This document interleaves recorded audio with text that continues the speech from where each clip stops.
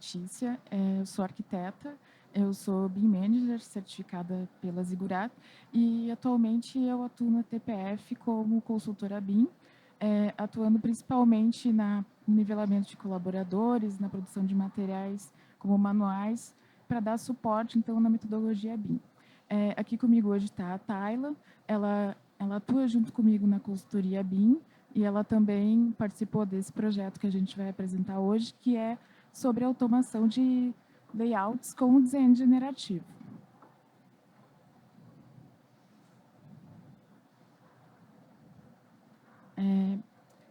Imagino que muitos de vocês já tenham ouvido falar da TPF Engenharia. Somos uma empresa com mais de 55 anos no mercado brasileiro. A gente tem mais de 1.500 colaboradores. A gente tem unidades aqui em São Paulo, em Fortaleza, em Recife, mas a gente atua em todo o Brasil. Além disso, a TPF ela é uma empresa que ela é uma multinacional. Ela é sediada em Bruxelas, na Bélgica, e a gente é um grupo muito diversificado. A gente tem pessoas que são muito criativas e essa diversidade ela nos dá a oportunidade de ter interação com essas subsidiárias e trocar muita experiência sobre o BIM. Então, a gente é muito próximo das subsidiárias, principalmente de Portugal, Espanha e Bélgica, que trabalham muito com a Building Smart e organizações locais. E isso nos dá a oportunidade de evoluir muito dentro da nossa metodologia e dentro da qualidade e ver que a gente está, de uma forma global, se encaminhando para aumentar a nossa qualidade e evoluir dentro do BIM.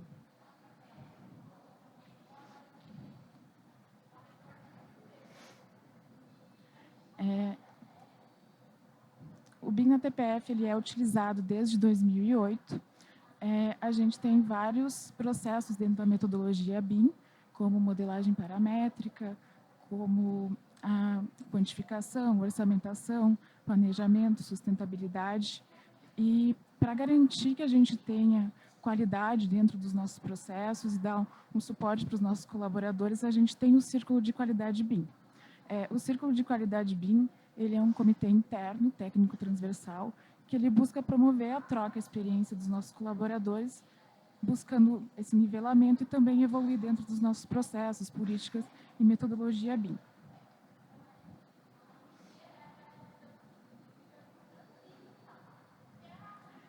Para além do BIM, inovar é uma das bases da cultura empresarial da TPF Engenharia. Imagino que muitos de vocês acompanhem a gente nas redes sociais e devem ter percebido que, dentro da nossa atuação, a gente procura utilizar muito a tecnologia e a inovação. A gente tem uma equipe dedicada para aplicar nos nossos projetos inteligência artificial, automações, drones, realidade aumentada, data analytics, geotecnologias, realidade virtual, business intelligence e open innovation. E junto com isso a gente tem a parceria, com diversas empresas como Porto Digital, PTI, Esri, Autodesk e algumas universidades. Então, toda essa diversidade e esse ambiente ele é muito propício para experimentação e para pensar fora da caixa. E é um pouquinho sobre esse pensar fora da caixa que a gente vai falar hoje.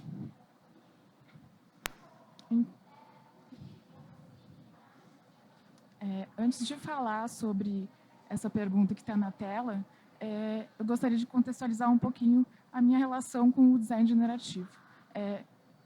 O primeiro contato com o design generativo eu tive mais ou menos aos 15 anos, foi na universidade, e ali eu tive a oportunidade de trabalhar com o design generativo para a criação de formas, de objetos, e além disso também de layouts.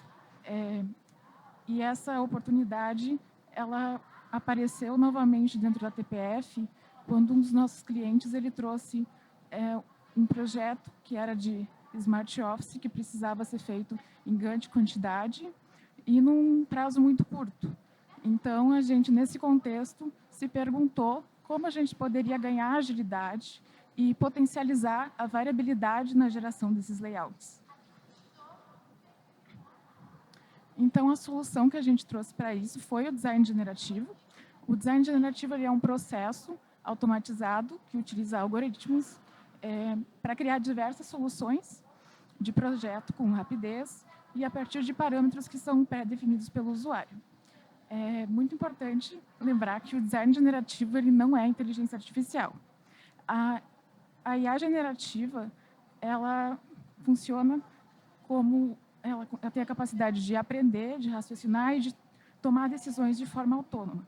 E o design generativo ele funciona como um algoritmo que ele é pré-definido pelo usuário e ele tem essa capacidade de gerar diversas soluções. Então, a gente vai falar um pouco sobre inteligência artificial no final da apresentação, mas agora a gente vai iniciar falando sobre o design generativo especificamente. O que a gente busca com essas soluções de design generativo? A gente busca rapidez na geração de alternativas, então a gente quer ter uma variabilidade de alternativas para dar apoio para o nosso projetista conseguir soluções mais rápidas ou soluções que ele não foi capaz de pensar. A gente busca uma replicabilidade, então projetos que têm um padrão muito definido e que a gente poderia usar essa similaridade para gerar essa solução de forma mais rápida. E, além disso, esse apoio na tomada de decisão. Então, a gente consegue ver nesse vídeo da tela que a gente consegue ter uma infinidade de layouts gerados muito rapidamente.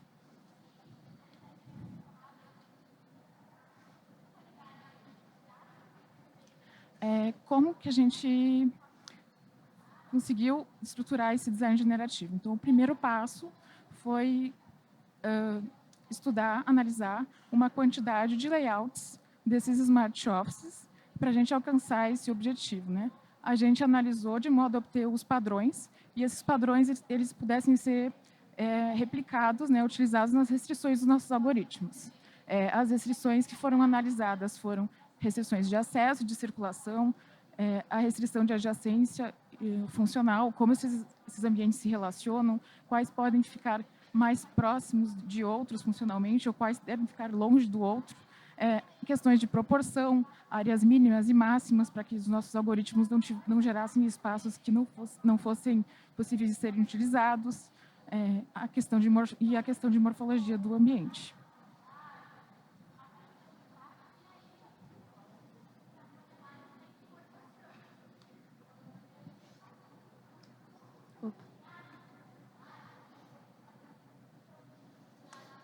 Agora, em relação ao desenvolvimento dos algoritmos, então, a gente inicialmente utilizou um projeto base, e esse projeto base foram os Smart Offices, como já foi mencionado. Um Smart Office ele é um conceito de escritório inteligente que utiliza tecnologias avançadas para determinar, né, prover um ambiente de trabalho que seja eficiente, funcional e confortável. Os projetos que nós utilizamos, eles eram projetos de reforma. Então, a gente já tinha como premissa uma delimitação existente. E esse é um ponto de destaque, porque a gente utilizou como um dado de entrada para o nosso algoritmo que foi desenvolvido. Nesse primeiro gráfico, a gente consegue visualizar outro dos inputs que a gente utilizou no algoritmo, que é justamente como que se comporta o programa de necessidades dentro da área total. Então, no Smart Office, a gente precisava de uma área de foco, uma de socialização, de uso colaborativo e de uso prolongado. E cada um desses ambientes ele possui uma proporção, considerando a área total. A partir desses dados, a gente desenvolveu 2 algoritmos diferentes. O primeiro, a gente nomeou como plantas irregulares, e o segundo, a partir de um contorno. O de plantas irregulares, ele funciona a partir da junção de retângulos que formam uma planta única, mas a gente vai explicar um pouco melhor. E, a partir de um contorno, ele funciona justamente a partir da seleção de um perímetro já existente. Depois do desenvolvimento desses 2 algoritmos, a gente pensou como seria possível replicar essa solução que a gente obteve. Então, como seria possível replicar para outros projetos com outros tipos de programa. E aí a gente adentra as BSOs, que são as bases de serviço operacional.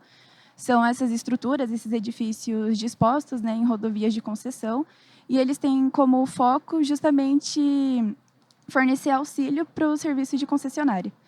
A gente chegou nesse projeto, né, para desenvolver o algoritmo, ver se ele era replicável, por ele possuir um programa de necessidades bem claro, ele ter padrões bem definidos e por estar sendo produzido em uma grande quantidade dentro da empresa.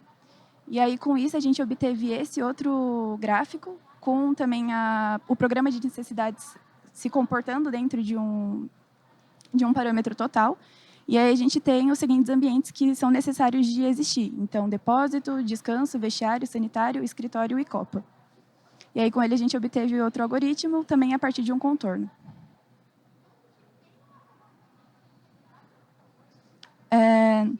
Nesse primeiro vídeo, a gente está mostrando o algoritmo das plantas irregulares. Inicialmente, a gente desenvolveu utilizando o Grasshopper, que é a interface que está aparecendo no vídeo, por a gente já ter uma experiência prévia, né, utilizando a programação visual.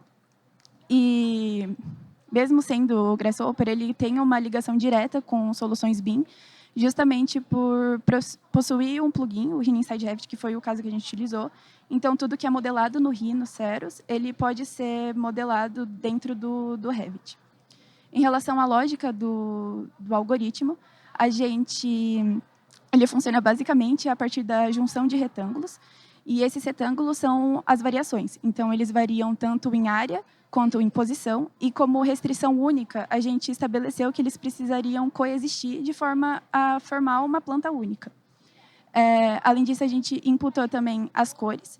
Então, as cores que existem em cada retângulo, eles variam de acordo com as cores estabelecidas naquele gráfico de zoneamento. E, além disso, a gente também criou um gráfico de coordenadas, justamente para a gente conseguir captar padrões visuais. E esses padrões visuais, eles ajudam na seleção das soluções boas ou das soluções ruins. Então, cada eixo vertical, ele se refere às variáveis, e os eixos horizontais é como que se deram essas soluções.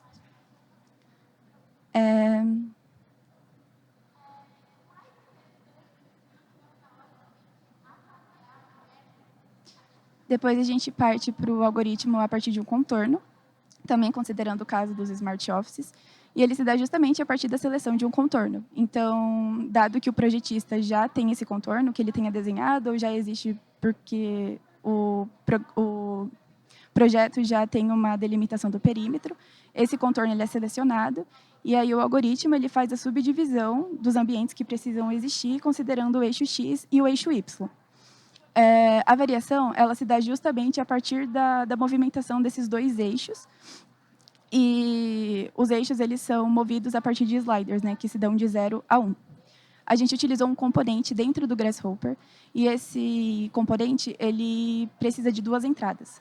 A entrada das variáveis, que no caso são os eixos X e Y, e a entrada dos fitness. Os fitness eles são penalidades, e eles foram muito importantes, porque aqui dá para fazer uma seleção automática das boas alternativas, sem a gente precisar fazer essa seleção manualmente.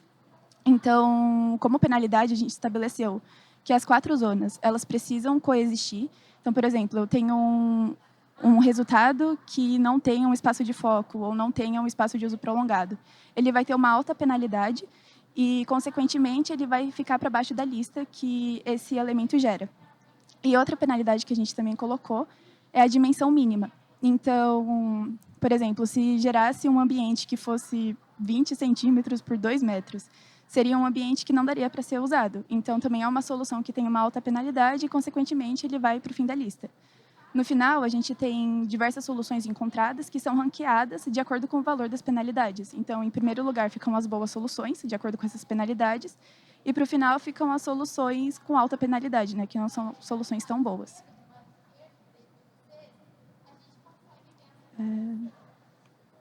E, por fim, a gente tem a partir de um contorno, considerando a BSO. Nesse caso, a gente migrou para o Dynamo, e ele possibilitou que a gente tornasse o algoritmo um pouco mais robusto. Ele funciona também a partir de um contorno parecido com o algoritmo anterior, então é considerando um perímetro que já existe, ou então o perímetro de um terreno, por exemplo. E aí, a partir da seleção desse contorno, a gente tem a distribuição dos ambientes, né, de acordo com aquele gráfico inicial que a gente mostrou das BSOs. Aqui a gente colocou também um script Python, e esse script Python ele faz justamente o agrupamento dessas soluções, desses pequenos quadrantes, né, de modo a formar ambientes um pouco mais versáteis e, consequentemente, soluções mais diferentes e mais precisas. E aqui também a gente estabeleceu penalidades. As penalidades eram também da coexistência de todos os ambientes. Acho que não. A coexistência de todos os ambientes. Desculpa, a técnica pode apertar no play no vídeo que não soltou, por favor.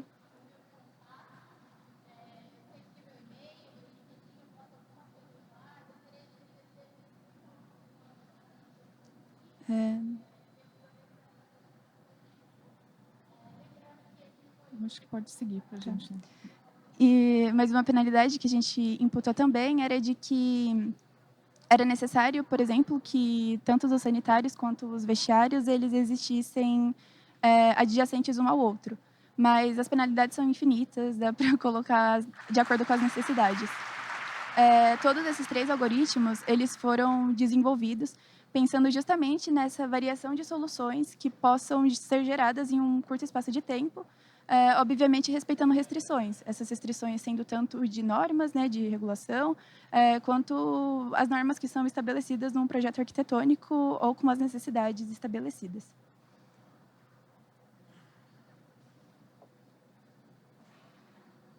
Bom, então, falando um pouquinho sobre o desenvolvimento, né, dos próximos passos, a gente teve esses 2 primeiros desenvolvimentos que foram no Grasshopper. A gente levou essas lições aprendidas para dentro do Dynamo, e lá dentro do Dynamo a gente começou a estabelecer algumas coisas que a gente precisaria aprimorar dentro desses algoritmos. A gente pretende ainda aprimorar os critérios de circulação e de compartimentação, potencializar os resultados com LLM, Large Language Models, como o famoso ChatGPT. Então, a gente tem aqui um primeiro passo para isso acontecer. Esse vídeo do meio, ele é a conexão desse nosso algoritmo criado no Dynamo, né? Depois de rodar esse algoritmo, a gente seleciona o layout que mais se adequar às necessidades do projetista e, através de uma conexão com o ChatGPT dentro de um plugin chamado TPF Tools, que é um plugin para automatização de tarefas da TPF, a gente já consegue gerar automaticamente essas paredes. Então, essa é a porta de entrada para a gente integrar o nosso algoritmo de design generativo com IA generativo. Além disso, então, a gente ainda pretende fazer mais experimentações dos layouts com a questão de mobiliário. Essa imagem mais acima, ela é uma parte dessas experimentações. A gente testou alguns layouts de espaço de trabalho, com mesa de trabalho, e a gente pretende testar alguns outros, muito provavelmente utilizando a IA generativa, que já está integrada com a nossa solução.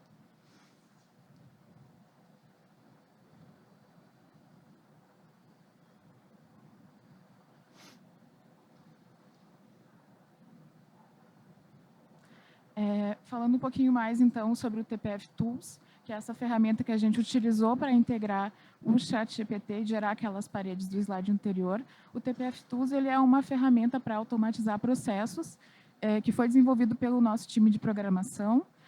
Ele reúne uma gama de ferramentas de desenho pensados para agilizar e para potencializar a produtividade da nossa equipe de projeto em até 90%. Ele tem diversas ferramentas, mais de 150 até o momento, é integrado tanto com o Civil 3D quanto com o Revit, e ele tem gerenciamento de dados, ele consegue gerenciar dados para depois exportar IFC, tem controle de qualidade, tem conexão com o GIS, alinhamento, geotecnia, hidráulica, entre outras funções. E aqui na outra tela eu trago um pouquinho de uma IA generativa que a gente tem desenvolvida dentro da TPF, que se chama Iris. Ela é uma assistente personalizada com LLM, e ela foi desenvolvida para dar apoio na gestão de dados contratuais e automatizar relatórios, classificação de documentos, análise de nomenclaturas, entre outras questões.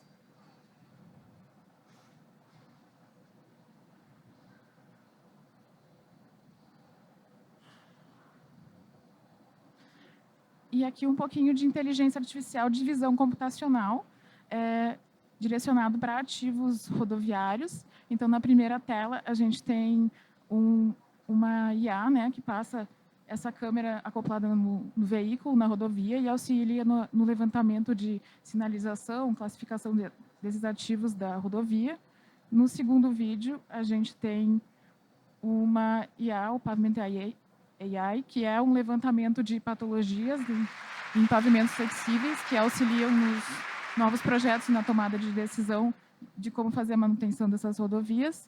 E, por último, o Mob AI, que é uma ferramenta para contagem e classificação de veículos de Rapaz, vocês vão ficar pobres.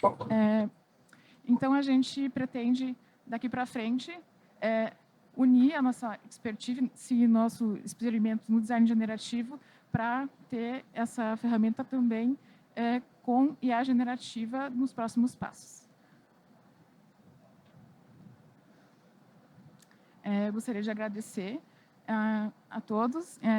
Meu e-mail e meu LinkedIn ficam disponíveis. Eu estou disponível também para trocar uma ideia sobre design generativo IA aqui no Saguão, a Thay também. E a gente está muito feliz e muito honrado em poder finalizar essa trilha Futuro, que teve tantos participantes com ótimos painéis. Muito obrigada. Obrigada.